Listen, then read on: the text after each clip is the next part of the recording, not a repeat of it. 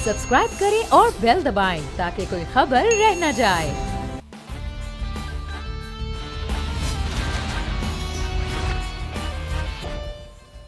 अस्सलामुअलैकुम। The special report with Mudassar Iqbal के साथ हाजिर खिदमत है। नाज़रीन, एक जानिब पाकिस्तान मुस्लिम लीग नून तैयारी कर रही है मियाँ नवाज शरीफ की वतन वापसी से मुताल्लिक, और ये कहा जा रहा है कि 10 लाख लोगों को लाहौर में लाने का टास्क दे दिया गया है कि तमाम क़यादत, तमाम रहनुमा, अगर उनको टिकट भी चाहिए तो मियाँ नवाज शरीफ की वापसी पर 10 लाख लोगों का जम्मे गफ़ीर होगा जो उनका इस्तकबाल करेगा। दूसरी जानिब कानूनी टीम है जो उनके लिए एक तरफ ज़मानत और दूसरी तरफ रिव्यू के लिए इस्लामाबाद हाई कोर्ट में पटिशन फाइल करेगी। मियाँ नवाज शरीफ लाहौर आ रहे हैं। लाहौर आने के हवाले से जब उनसे सवाल किया गया वज़ीर दाखिला सरफराज बुगटी से कि जब वो आएंगे, क्योंकि मियाँ नवाज शरीफ सज़ा याफ्ता मुजरिम हैं, उनको सज़ा थी, वो अपने इलाज के लिए बाहर गए थे, और अब जब वो वापस आ रहे हैं तो जो कानूनी तौर पर मामला है वो जाएंगे वापस जेल में, तो क्या उनको गिरफ़्तार किया जाएगा? उनकी गिरफ़्तारी के लिए तैयारियां हो गई। तो सरफराज बुगटी का जो था बयान वज़ीर दाखिला को, उन्होंने कहा कि कोई लंबी चौड़ी फ़ोर्स की ज़रूरत नहीं होती है, वो एयरपोर्ट से गिरफ़्तार कर लिए जाते हैं। लेकिन इस बयान के बाद अब पाकिस्तान मुस्लिम लीग नून की जो आला क़यादत है वो ख़ासी बरहम नज़र आ रही है कि ये कहा गया कि वज़ीर दाखिला अपनी हद से तजावुज़ कर रहे हैं, हद से ज़ायद बात कर रहे हैं। राना सनाउल्लाह जो साबिक वज़ीर दाखिला हैं, उन्होंने उनसे भी साबिक वज़ीर दाखिला का मिसाल दी कि सरफराज बुगटी शेख रशीद का हाल देख लें। खासा एक जो है वो तल्ख बयान था जो राना सनाउल्लाह साहब की जानिब से दिया गया। मरियम औरंगज़ेब साहिबा जो तर्जुमान भी हैं मुस्लिम नून की, उन्होंने कहा कि हद से तजावुज़ करके सरफराज बुगटी जो वज़ीर दाखिला हैं वो बात कर रहे हैं कि ये दायमी कुर्सी नहीं है, ये आर्जी कुर्सी है जिस पर आप बैठे हैं। दोबारा से जब सरफराज बुगटी से ये बात की गई है मीडिया ने, तो दोबारा उन्होंने उसी बात को कहा कि सयाको सबाक से हटकर बात ही है, लेकिन उन्होंने कहा कि अगर गिरफ्तारी का मामला होगा तो हम उन्हें गिरफ्तार करेंगे। तो अब इस मामले के हवाले से भी हम बात करेंगे। और दूसरी जानिब इस वक्तान पीपल्स पार्टी बार बार लेवल प्लेइंग फील्ड की बात कर रही है कि मुस्लिम लीग नून से लेवल प्लेइंग फील्ड की बात हो रही है। फिर मियाँ नवाज शरीफ के हवाले से खुर्शीद शाह साहब ने यह कहा कि उन्होंने मिसाके जमहूरियत की पासदारी नहीं की है। 2014 में जो मामला हुआ धरनों की सूरत में, हम पार्लिमान और जमहूरियत के साथ खड़े रहे हैं। अब 16 दिन जो है 16 महीने वो हुकूमत करने के बाद ये सूरत हाल भी एक जानिब बढ़ती नज़र आई है। हमारे साथ इस वक्त रहनुमा पाकिस्तान मुस्लिम लीग नून डॉक्टर निसार चीमा साहब मौजूद हैं। बहुत शुक्रिया डॉक्टर साहब आपके वक्त का। और हमें ज्वाइन किया है सहर कामरान साहिबा ने, पाकिस्तान पीपल्स पार्टी की रहनुमा हैं, उनका शुक्रिया अदा करते हैं। मोहम्मद उसामा गाजी इस वक्त हमारे साथ मौजूद हैं, सीनियर एंकर पर्सन तजज़ियाकार। उसामा, आपका भी बहुत शुक्रिया। डॉक्टर निसार चीमा साहब, वज़ीर दाखिला का बयान तो कुछ ज़्यादा इतना सख्तगीर नहीं था, लेकिन जितना जवाब आपकी जो रहनुमा हैं राना सनाउल्लाह साहब भी और मोहतरमा मरियम औरंगज़ेब साहिबा की जानिब से भी आया है, तो मियाँ नवाज शरीफ साहब वो कह रहे कि गए तो क्योंकि जेल से थे तो उनकी गिरफ़्तारी और उनको वापस जेल लाना कि ये कोई गैर कानूनी मामला तो नहीं है। ये क्यों इतने बरहम हुई है क़यादत आपकी कि मियाँ नवाज शरीफ साहब की गिरफ़्तारी के मुतालिक बात हुई? जो देखिए, गुजारिश ये है कि ये आप अंदाजा फरमाएं कि जिस जुर्म की उन्हें सजा मिली वो जुर्म ये था कि अपने बेटे से जो तनख्वाह लेनी थी, जो ली भी नहीं, उसका इंदराज क्यों नहीं किया गया। अंदाजा कर लें कि पूरी दुनिया की अदालती तारीख में इससे ज्यादा मज़ का खेज ग्राउंड नहीं हो सकती किसी शख्स को डिस्क्वालीफाई करने के लिए, उसको सजा देने के लिए, उसको वजारत उज़्मा से हटाने। अंदाजा करे वो शख्स जो मुल्क का मौसम है, जिसने मुल्क को एटमी ताकत बनाया, जिसने मोटरवेज के जाल बिछाए, जिसने बिजली की लोड शेडिंग खत्म की, जिसने दहशतगर्दी खत्म की, जिसने सी पैक का तोहफा दिया, उसको इस बिना पे डिस्क्वालीफाई किया गया, वजारत उज़्मा से हटा दिया गया कि आपने जो बेटे से तनख्वाह लेनी थी, जो ली भी नहीं, उसका जिक्र क्यों नहीं किया गया। अंदाजा फरमा ले मतलब किस कदर मजाक है, इंसाफ का खून है।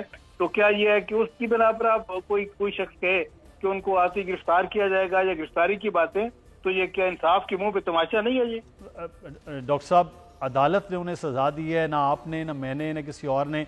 अदालत की जानिब से सजा थी, अदालत ही उन्हें अगर जमानत दे देगी या रिहा कर देगी तो फिर तो हो जाएगा ना। अगर ऐसा ना किया जाए, बिल्कुल हम अदालतों से रिव्यू करेंगे जी। सही है। वो जो वो देखिए, वो जो साजिश के किरदार थे जिनका बार बार जिक्र हो रहा है, और ये वो पीछे जो लोग थे और उनके जो आलाकार सुप्रीम कोर्ट के जज बने, साकिब निसार और खोसर साहब जैसे लोग, जिन्होंने जो अदलिया के सच्ची बाजी के मुंह के ऊपर एक स्याह धब्बा है, तो ये कि ये हमारी तारीख के ये तारीख तरीन जो किरदार है उनमें से हैं।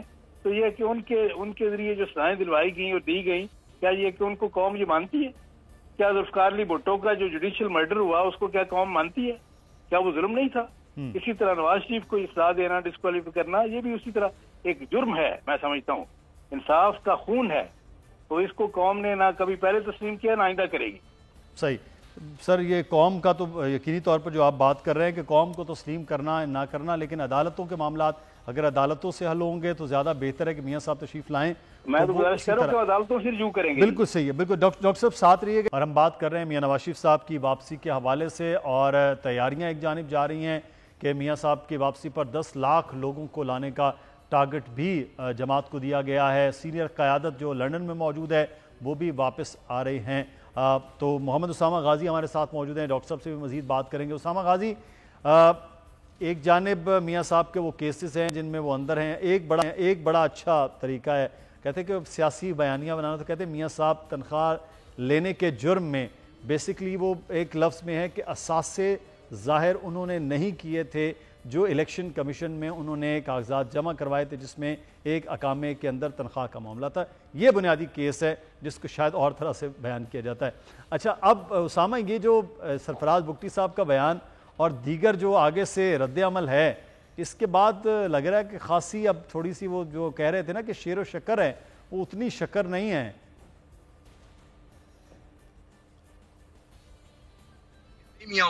एक तरफ पीपल्स पार्टी कह रही थी कि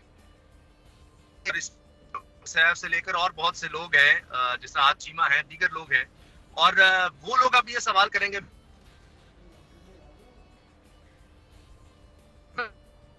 साहब ने बयान दे दिया। मियां साहब पहले ही परेशान थे कि आकर कहना क्या है, किस तरह करना है। सारे इन्होंने तो उनके सारा इनकलाब जो है वो उसके तो वो कहते हैं ना, जिस तरह वो शादी की वजह से पहले कहते शादी का सीजन है तो वो नहीं, मियां जवेदी साहब ने कहा जी इसलिए हम नहीं जा रहे एयरपोर्ट पे। तो ये तो अब डराने वाली बात है मियां साहब को। मियां साहब को जेल के लफ्ज से चिढ़ है, वो जेल का लफ्ज सुनने तो परेशान हो जाते हैं। तो उन्होंने तो सीधा कह दिया जी गिरफ्तारी भी हो सकती है, वहां पर ज्यादा लोग भी नहीं होते। तो ये तो जुल्म और ज्यादती है। देखिए, मियां नवाज शरीफ साहब तब आएंगे जब उनको हर तरह की गारंटी, देखिए राना सनाउल्लाह साहब ने कहा कि जीरो रिस्क है, गारंटी मिल चुकी है, लेकिन उसके बावजूद मियां साहब अपनी टर्म्स पर आना चाहते हैं कि देखिए उनको जेल के बाहर से भी नहीं गुजारना, आपने सीधा घर जाना है, उनको ऐसे जैसे लिख कर दे देना है कि जी मियां साहब आप अब वजीर आजम है चौथी दफा, अब आप रिलैक्स करें, आपको कोई कुछ नहीं कहेगा। तब जाके मियां साहब आएंगे। यहाँ बयान दे दिया सरफराज बुगटी साहब ने कि जनाब वो तो गिरफ्तार भी हो सकते हैं। तो ये तो बड़ी ज्यादती हुई है। जहां तक बात है, देखिए केसेस की मदद से बड़ी बुनियादी चीज है, हमें 4 साल हो गए हैं ये बात सुनते हुए। बिल्कुल हो सकता है मियां साहब के साथ जो है ज्यादती, बिल्कुल हो सकता है कि फैसला गलत हो। क्या मुदस्सिर हम ये सहूलत हर पाकिस्तानी को दे दें कि जब वो समझता है कि गलत फैसला हुआ तो उसको ना माना जाए? अब फिर तो देखिए जेलें खोल दें। कोई भी इस वक्त जो राबियत तहरीक इंसाफ के चेयरमैन है वो कहते हैं मुझे गलत सजा दी जा रही है, फिर उनकी नहीं मान लें। तो हर जिसको भी अदालत देखिए फैसला कर रही है, हो सकता है सही, हो सकता है गलत हो। अगर आप ये इजाजत दे देंगे जिसके खिलाफ भी फैसला आया कि वो कहे जी मेरा तो फैसला होता है मैं मानता ही नहीं, तो मैं तो नहीं मानूंगा कि जुल्म है, ज्यादती है और नहीं।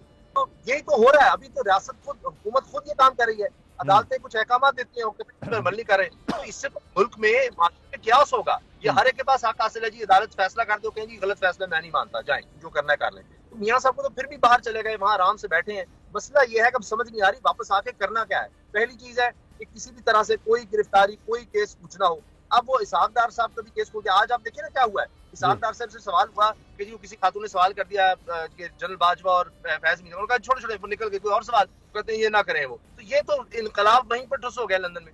नहीं तो फिर जो बयानिया बनाया जा रहा है वो बयानिया नहीं वो चलेगा जो मियां नवाज शरीफ ने अपने बयान दिया है।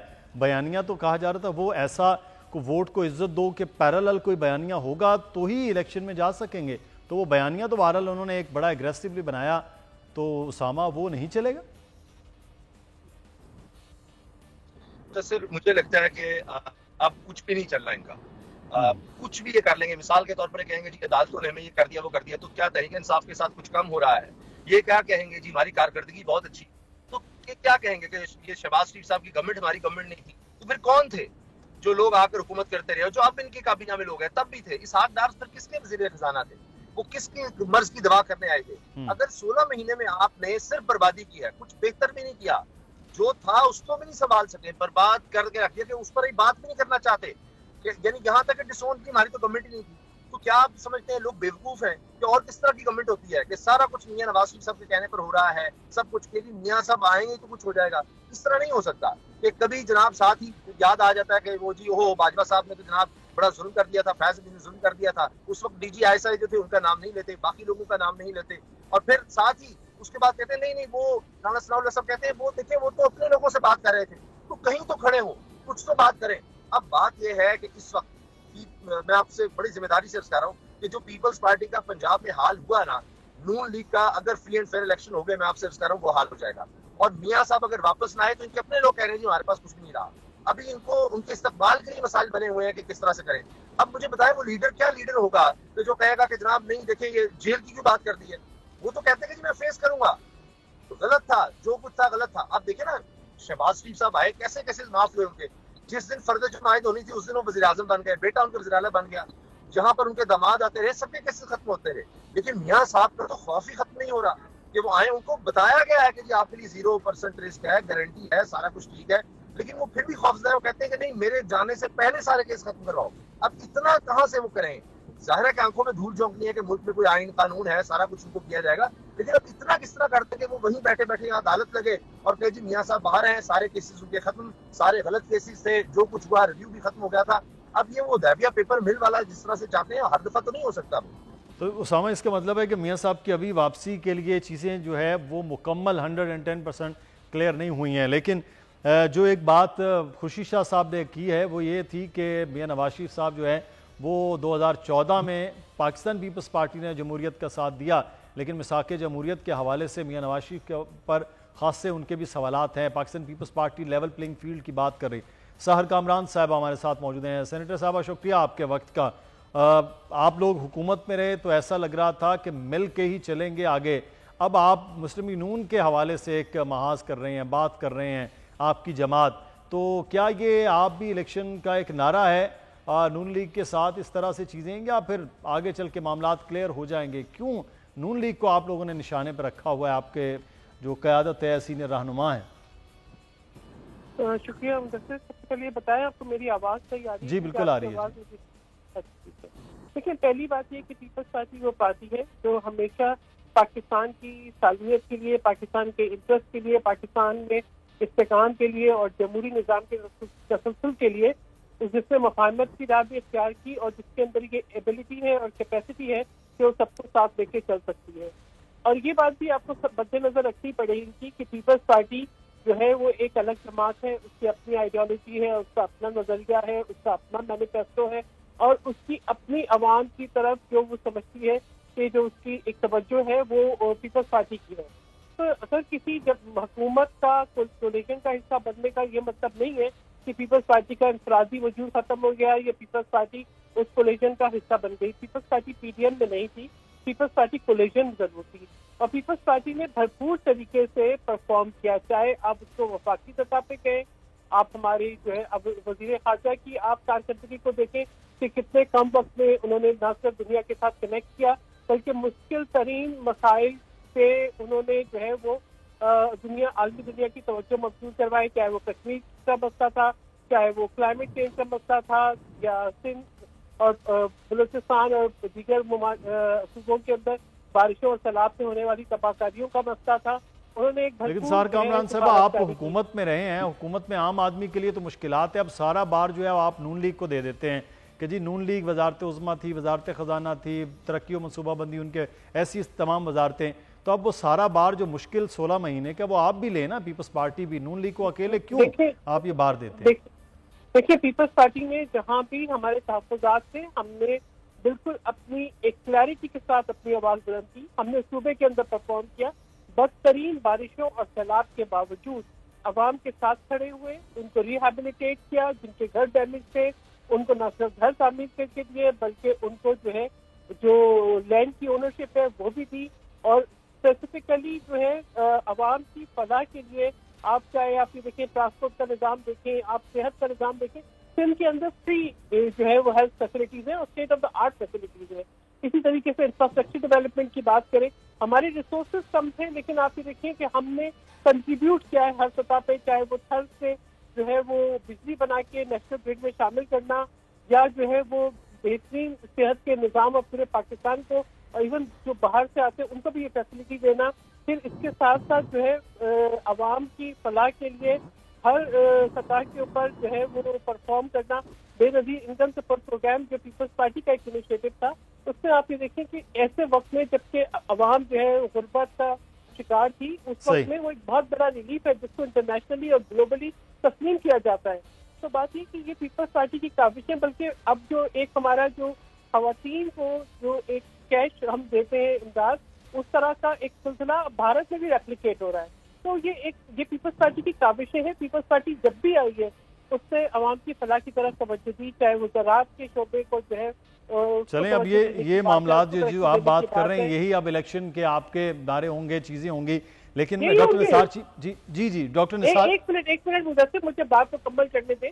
देखिए, बात यह है कि पीपल्स पार्टी जो है, पीपल्स पार्टी की तवज्जो अवाम के मसाइल की तरफ है। सही। आज जो इश्यूज है, जो हर पीपल्स पार्टी ये समझती है कि एक मुंतखब हुकूमत ही अवाम के मसाइल का हल तलाश कर सकती है। पीपल्स पार्टी ने हमेशा अवाम की फलाह के लिए लेजिस्लेशन से लेके और प्रैक्टिकली परफॉर्म करने तक हमेशा उसी को तरजीह दी है। जब पीपल्स पार्टी आई थी तो आप ये देखिए गजाई अजनास जो है इसमें तो दो राय नहीं, इलेक्शन ही इस मुल्क का जो हल, सही है, इलेक्शन ही हल होते हैं। इलेक्शन और सियासी जमातें मुंतखब हुकूमतों की सूरत में आएंगी तो ही वो होगा। मुस्लिम नून पंजाब एक बड़ी जमात है। डॉक्टर निसार चीमा साहब, डॉक्टर साहब, मियाँ साहब की वापसी है, बड़ा लंबा चौड़ा आप लोग इस्तकबाल की तैयारियां कर रहे हैं, लेकिन मियाँ साहब जब वापस आ रहे हैं तो 16 महीने आपकी हुकूमत थी। उस 16 महीनों में इस वक्त आम आदमी के लिए तो सर पेट्रोल, बिजली, आटा, चीनी, यही चीज़ें होती हैं ना, यही सवाल हैं।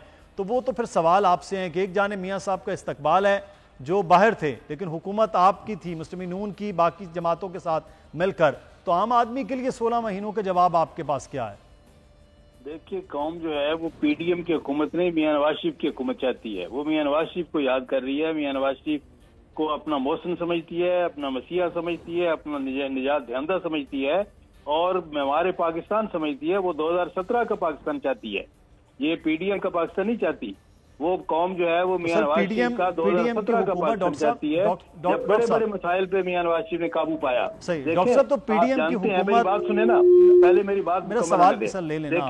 देखें पहले मेरी बात मुकम्मल होने दें। आपको पता है कि जब 2013 में मियां नवाज शरीफ ने हुकूमत संभाली तो 20-20 घंटे बिजली नहीं आती थी।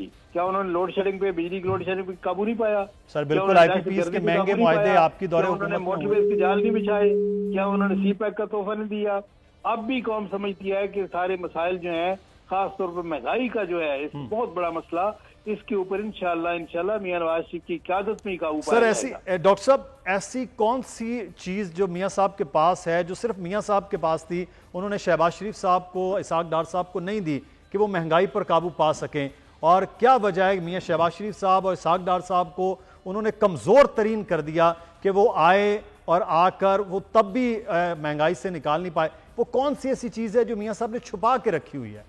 देखिए, बात यह है कि ये जो होती है ना मखलूत हुकूमतों की मजबूरियां, बेशुमार किस्म के जो है कंस्टेंट्स होते हैं, बेशुमार रिस्ट्रिक्शंस होती हैं और वो आदमी जो है अपनी सलाहियतों का सही तरह से मुजाहरा भी नहीं कर सकता। और दूसरी बात यह है कि मियां नवाज शरीफ जो है उसके ऊपर कौम का एतमाद है। फिर मैं कहूँगा कि उसको एक मसीहा के तौर पे, निजात दहिंदा के तौर पे, मेमारे पाकिस्तान के तौर पे कौम उसका इस्तकबाल करना चाहती है। उसी हैसियत में वो देख रही है और आप देखिएगा कि कौम किस तरह ये पुरजोश तरीके से उसका इस्तकबाल करे। बिल्कुल सही। अच्छा, उसामा मियां साहब वो कह रहे हैं, डॉक्टर साहब फरमा रहे हैं मियां साहब आएंगे तो वो करेंगे, तो कोलिशन गवर्नमेंट शायद नहीं करने दे रही थी, या मियां शहबाज शरीफ साहब जिन्हें हम तो बेहतरीन एडमिनिस्ट्रेटर समझते थे वो फिर फ्लॉप हुए? कुछ ना कुछ तो हुआ। वो तो देखिए, बातों से तो लगता है मियां नवाज शरीफ साहब की नजर में शहबाज शरीफ से नालायक वजीर आजम ही कोई नहीं है, इसहाक डार से नालायक वजीर खजाना ही कोई नहीं है, और खुर्रम दस्तगीर से ज्यादा नालायक वजीर तवानाई कोई नहीं है, मुसद्दिक मलिक से नालायक कोई नहीं है। जितने भी वज़रा नून लीग के रहे और बड़े काबिल लोग हैं है।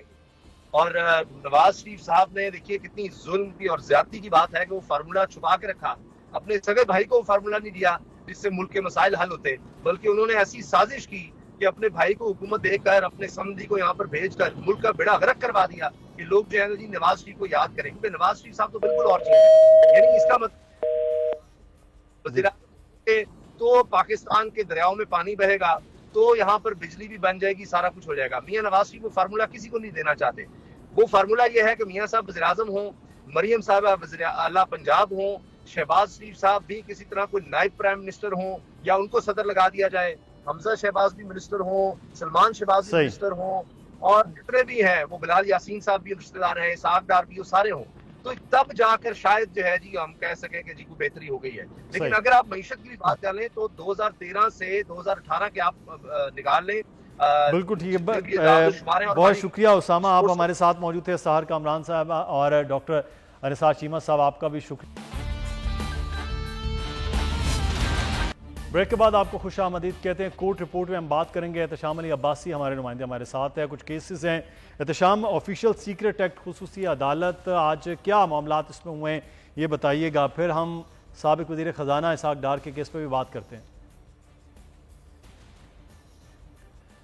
जी मुदस्सर, आज जो है ऑफिशियल सीक्रेट एक्ट के जो दो लोग हैं, एक शाह मोहम्मद कुरैशी हैं और एक चेयरमैन पीटीआई हैं। चेयरमैन पीटीआई का मामला ये है कि गुज़श्ता रात एक डिबेट रही कि अब वो अडयाला जेल में समाअत होगी, अटक जेल में, तो क्लियर हो गया कि अटक जेल में ही समाअत हुई है।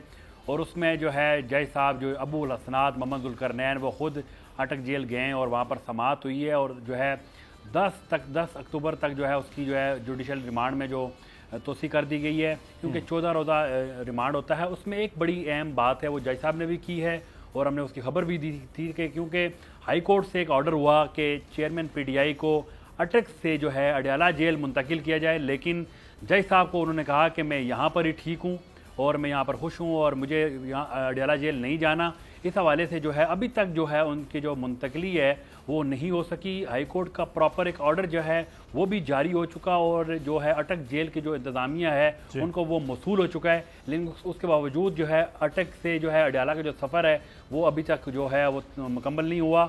दूसरी जानिब जो है शाह मोहम्मद कुरैशी को इस्लामाबाद की जो स्पेशल कोर्ट है वहाँ पर उनको लाया गया था और वहाँ पर क्योंकि जज साहब मौजूद नहीं थे, वो अटक में थे, तो उस हवाले से जो अमला है उन्होंने उनकी हाज़िरी लगाई और हाज़िरी लगाने के बाद उनके भी जुडिशल रिमांड में 10 अक्टूबर तक जो है तोसी की गई है। अब दोनों जो रहनुमा हैं उनको 10 अक्टूबर तक उनके जो जुडिशल रिमांड में जो है तोसी कर दी गई है। जी अच्छा, साबिक वज़ीर ख़जाना इसहाक डार भी बहुत सारे जो इस वक्त नैब केसेस हैं उनके खिलाफ भी ये आमदन से ज़ायद असासाजात के केस खुल गया है, तो ये कहाँ पे ये केस रुका था, ख़त्म हुआ था और अब क्या होगा इस पर? जी मुदस्सर, देखें इसमें एक क्या सराहियाँ थी कि अब जो है ये सुप्रीम कोर्ट से एक फ़ैसला आ गया है, पता नहीं नैब के केस कोई कॉल होगा नहीं होगा, लेकिन आज बड़ी वाज़ह तौर पे जो चीज़ सामने आई है इसहाक डार के जो आमदन से ज़ायद असासाजात का केस है, जो कि इससे कबल जो है उसका तकरीबन जो है आधा हिस्सा मुकम्मल हो चुका था। इस केस पे बड़ा वर्क हो चुका था, लेकिन पार्लियामेंट से अमेंडमेंट आने के बाद वो केस वहाँ पे ही रुक गया था। तो उसमें जो है नोटिस जारी हुआ है, 10 तारीख को जो है इसहाक डार साहब को जो है उनका समन जारी हो गया है और असासाजात जो है आमदन से ज़ायद असासाजात उस केस में उनको ये नोटिस जारी हुआ है। और आज भी जो है रेफरेंसेस जो है साहब अदालत में पहुँचाए गए, डॉक्यूमेंटेशन जो है बड़ी स्पीडी जो है वो की जा रही है। गो के एहतसाब नंबर अदालत नंबर 1 में जज बशीर मौजूद हैं, अदालत नंबर 2 और 3 में जज मौजूद नहीं है, लेकिन उनका जो अमला है वो बड़े स्पीडी जो है उस पर काम कर रहा है और जितने जितने लोग उसमें मतलूब हैं उनको नोटिस किए जा रहे हैं, क्योंकि जो भी लोग हैं ज़्यादातर लोगों पे इल्ज़ामात हैं कि उन्होंने ये करप्शन की हुई है, इतनी अमाउंट की करप्शन की हुई है, तो तमाम वो डॉक्यूमेंट्स पहले वेरीफाई करके और जिनके केसेस ऑलरेडी जो है प्रोसेस में थे और उसमें समातें हो चुकी थी और कुछ ऐसे केसेस हैं जिन पे फैसले होना थे, तो वो तमाम जो है कंपाइल की जा रही हैं चीज़ें और उन पर जो है मुतलका जो लोग हैं उनको नोटिस हो रहे हैं और जैसे जैसे होगा फिर आगे इनको नोटिस होंगे और उनके केसेस का जो है प्रोसेस होगा। जी अच्छा, तीसरा केस भी बड़ा अहम है, जाली रसीदों वाला, जिसमें बुशरा बीबी के खिलाफ तोशाखाना की जाली रसीदों का मामला है। इसमें आज क्या पेशरफ्त हुई है? कुछ वॉइस मैच करने के हवाले से भी कुछ चीज़ें थीं, उस पर कोई बातचीत हुई आज? अजी उसमें एक बड़ी जो है क्योंकि ताहिर अब्बास सिपरा की अदालत में ये समाअत हुई है, तो एक उसमें जो अहम चीज़ ये है कि हाई कोर्ट में जो इनके वकला हैं सलमान सफदर जो हैं वो गए थे और उन्होंने वहाँ से स्टे इस बात पे लिया है कि अदालत में FIA की जानिब से कहा गया है, पुलिस की जानिब से कहा गया है कि बुशरा बीबी का वॉइस मैच करवाना है वो आएँ और अपनी आवाज़ रिकॉर्ड कराएँ। तो इस हवाले से हाई कोर्ट ने उस पर स्टे दे दिया, बल्कि थोड़ी झाड़ भी पिलाई थी। तो उसके बाद वो स्टे चल रहा है और वो स्टे का जो है उन्होंने डॉक्यूमेंट अदालत में पेश किए हैं और अदालत को बताया है कि हाई कोर्ट से स्टे है। तो अदालत ने उस स्टे को देखते हुए उस केस की जो है समाअत है उसको भी जो है मुलतवी कर दिया और बुशरा बीबी जो है उस केस में खुद पेश होने के बाद जो है वहाँ से रवाना हो गई और उसके बाद जो है उन्होंने अटक में चेयरमैन पीटीआई से जो है जेल के अंदर मुलाकात की है और मुलाकात करने के बाद तकरीबन 1 से 1.5 घंटे की मुलाकात थी और फिर वहाँ से वो रवाना हुई है। जी ठीक है, बहुत शुक्रिया, आप हमारे साथ मौजूद हैं। शाम अली अब्बासी आज कोर्ट रिपोर्ट के हवाले से मुख्तलिफ खबरों से मुतालिक आगाह कर रहे थे। यहाँ पर हमें एक छोटा सा ब्रेक लेना है, ब्रेक के बाद वापस आएंगे, फिर कुछ मजीद मौज़ूआत के हवाले से बात होगी।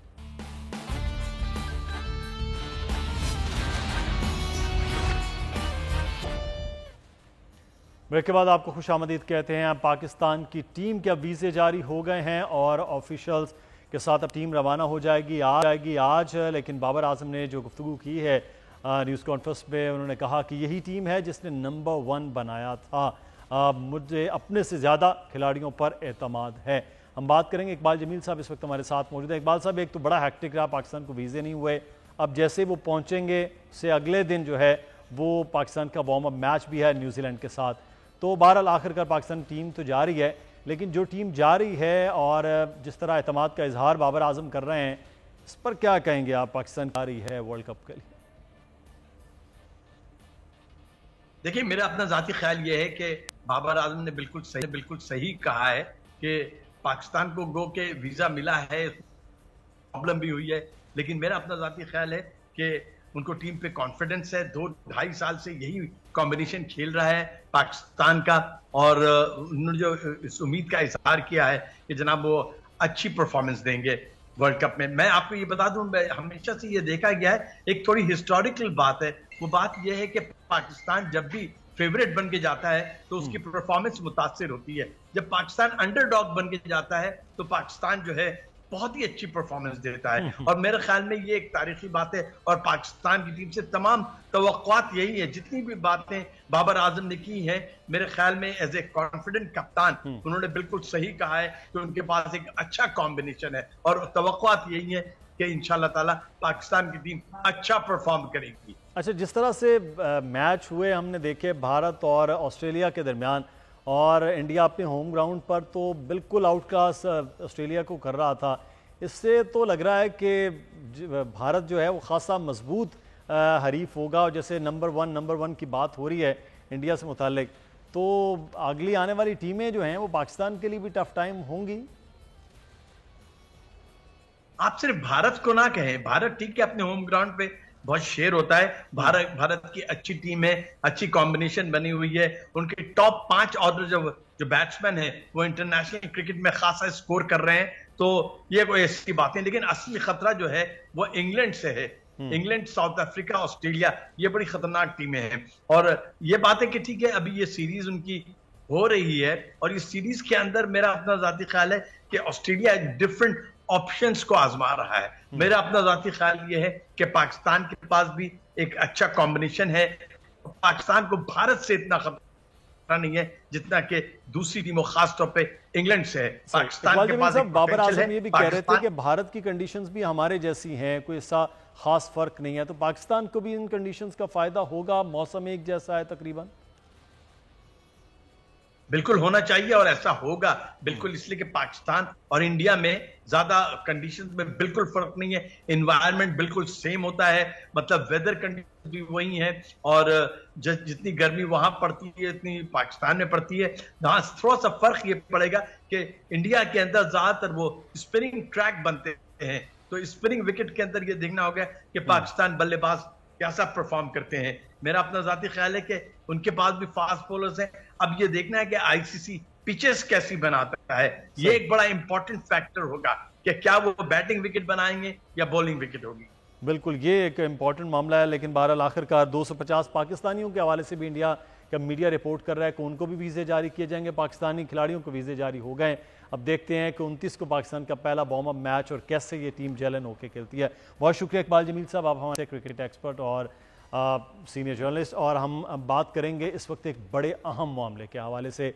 नाज़रीन, पाकिस्तान दुनिया में दूसरे नंबर पर इस वक्त हेपेटाइटिस में है।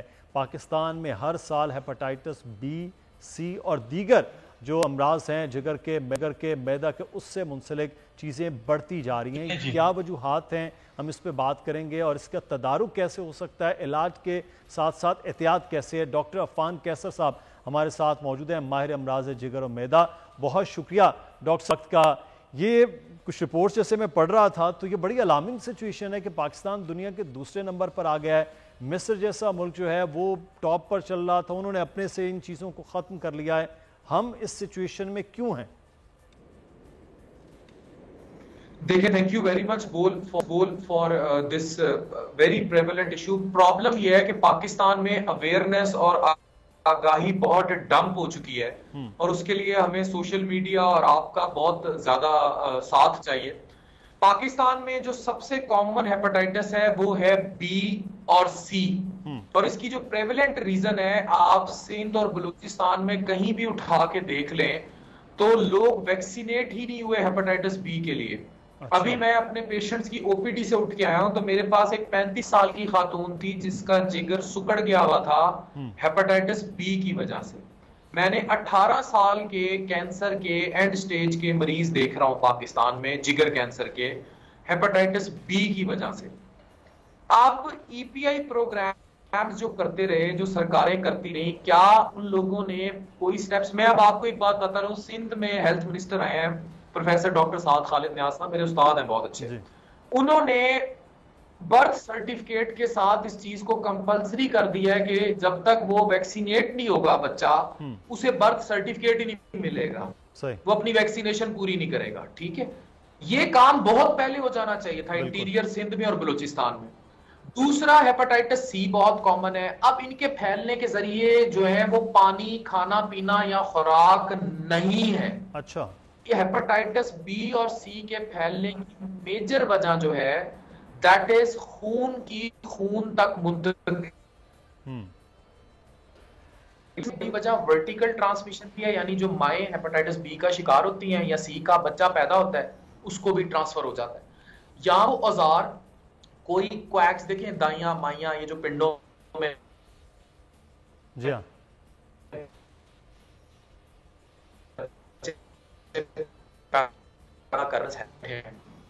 चेक एंड बैलेंस नहीं है, इंतकाले खून पे चेक एंड बैलेंस नहीं है, इस्तेमाल शुदा सिरिंज का दोबारा इस्तेमाल हो रहा है। ये सब चीजें इतना ज्यादा हेपेटाइटिस फैला रही हैं।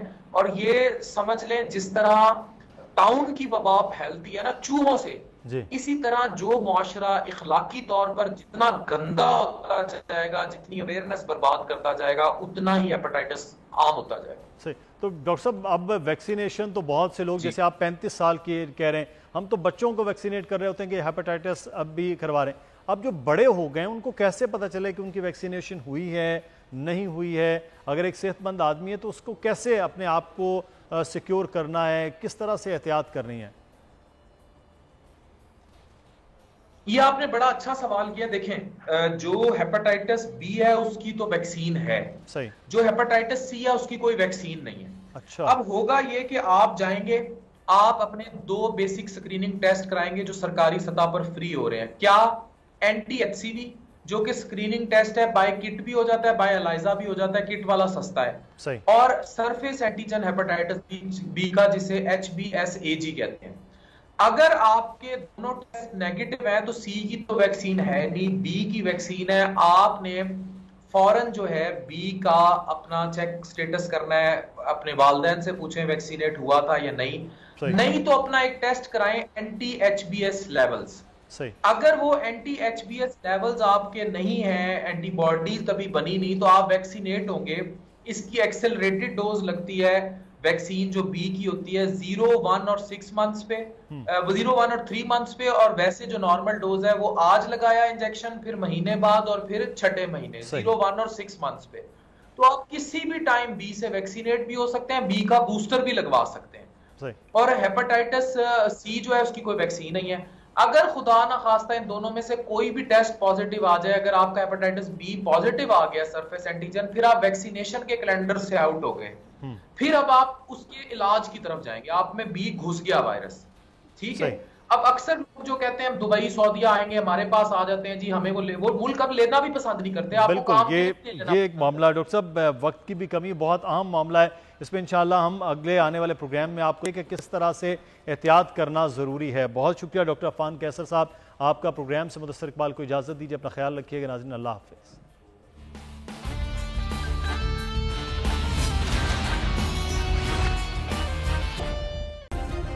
सब्सक्राइब करें और बेल दबाएं ताकि कोई खबर रह न जाए।